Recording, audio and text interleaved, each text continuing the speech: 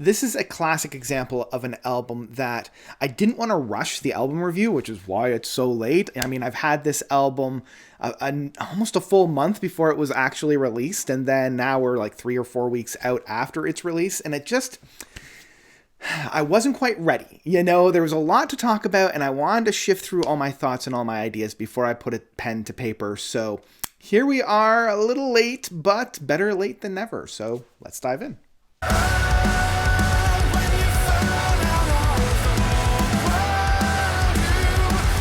Charcoal Grace from Caligula's Horse. So Caligula's Horse is an Australian progressive metal band getting their starts in the early 2010s. I believe it was formed by Sam Vellin and Jim Gray. So the current lineup we've got is vocalist Jim Gray, lead guitarist Sam Vellin, bassist Dale Princes, and drummer Josh Griffin. And so we've had a couple of change-ups, since the last couple of albums. Adrian Goldsby is gone. He was on the last 2 records, and instead of replacing him, they just kind of continued on with that.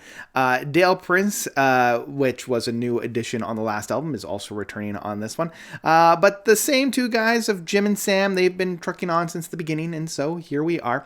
Now, the thing that kind of sets Caligula's Horse apart from a lot of the other progressive metal bands that we have in today's roster is that they're doing a really interesting balancing act. It's not quite like Catatonia, where they are dirge and dark and relentless throughout the entire runtime, but I also don't find that they have that symphonic fun that like early Haken had.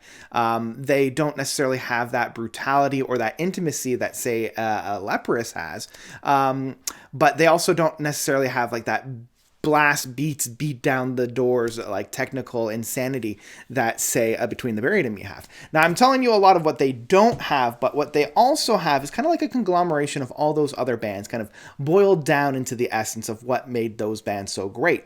And because of that, Caligula's Horse is able to kind of play around that area, kind of pick up the pieces and move the ball forward in that sense. So every once in a while, I'll hear something, I'm like, ooh, that's a tasty little Leprous take, especially within the vocal works. Or, ooh, that's a really tasty later Haken flavor on that piece. But throughout the whole runtime, it's still quintessentially Caligula's Horse. And I came onto the horse with their 2017 In Contact. And I really love that album. I really got into it. I really dug it. Then I went back and I listened to Bloom. And Bloom is probably my favorite album from them. It's hard to beat, And I even really like 2020's Rise Radiant. It was very interesting, very dynamic, very different, very strange. And it had those moments in there that I was like, okay, they're starting to move past their influences and starting to come back into their own. And, will they be able to stand on their own 4 legs in that case? And so, now we come to Charcoal Grace, one of the bigger releases of this year within the first quarter that I was really, really looking forward to at the beginning of the year. And this was one that took a while for me to get into, as I mentioned before.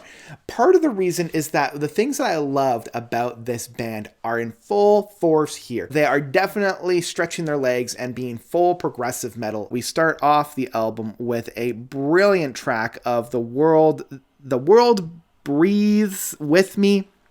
That's the one. And it stretches its legs into the 10-minute mark, and the odyssey that we go into within this.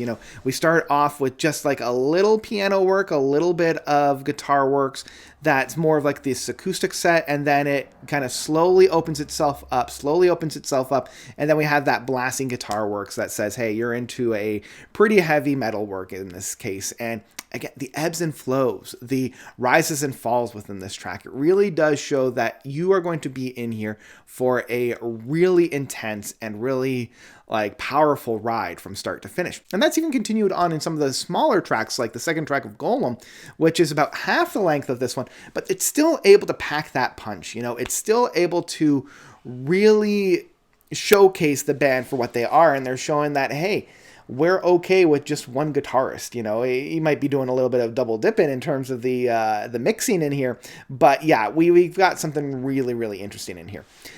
This is where I want to talk about some of the letdowns that I had within this album. And honestly, it's not found within the music, but rather found within the structure of the album. Because then, after Golem, we come into the 4-part title track of Charcoal Grace. Part 1, that is Pray. Part 2, A World Without.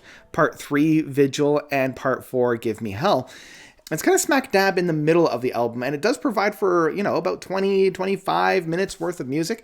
And it just feels like this big magnum opus, this big grand statement is right smack dab in the middle of the album that really plays with the actual structure, because after we get from Give Me Hell, the big, relentless, hit you over the head, a brilliant track, the rest of the album kind of suffers. It kind of is out on its own little island. And this was part of the reason why it took me so long to get into this album, because it felt like the ending was in the middle. And now I'm just kind of left with some leftover tracks. And that's a shame for those leftover tracks. Like Sails, The Storm Chaser, and Mute all have moments in it that I find really interesting and really strong, especially Mute, which is 12 minutes long.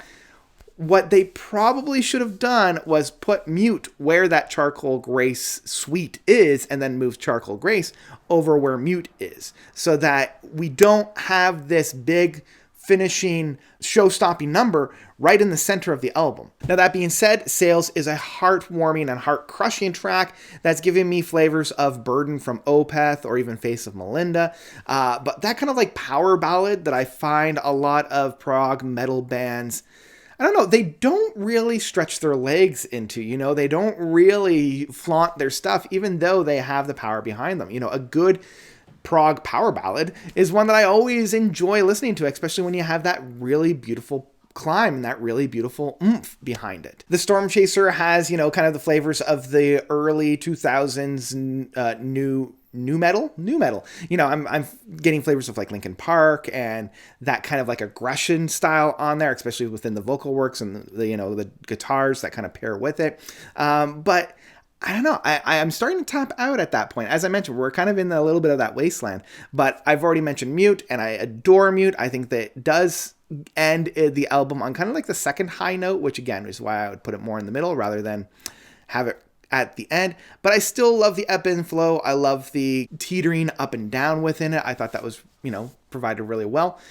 And I did kind of skip over the Charcoal Grace suite, but let's talk about that now, because honestly, it is the big highlight for me within this album. I love how intense it is. Each track kind of does something a little bit different so that it is more of a suite of tracks rather than a unifying singular track. But I still love that they are, stretching in there. I don't want to keep saying stretching their legs, since I've already said that so many times.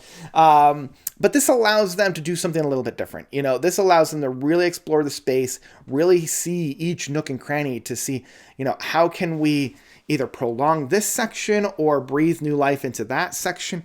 And I really enjoy when a band is able to do this. So yeah, overall, this one was a little bit of a head scratcher.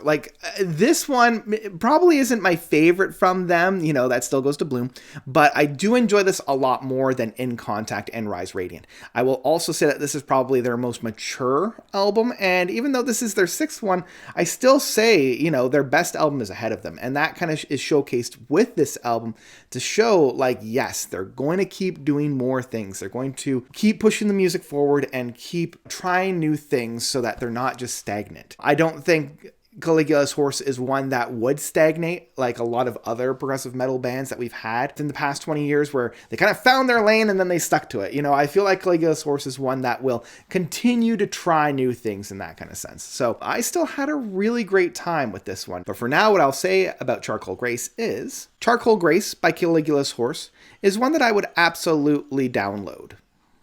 Honestly, this is a great starting point for anybody that hasn't ridden the horse yet. I think this is a great way to kind of dip your toe in, see if this is what you like, and then I would recommend checking out Bloom, In Contact, and Rise Radiant.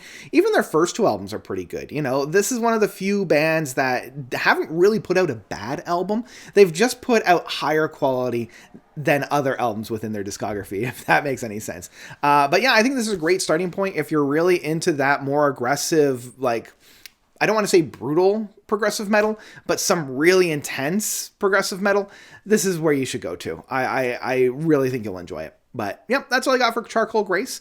And that's what I've got for you guys today. So thank you all so much for watching. As always, you guys are definitely the best. And until next time, notes out.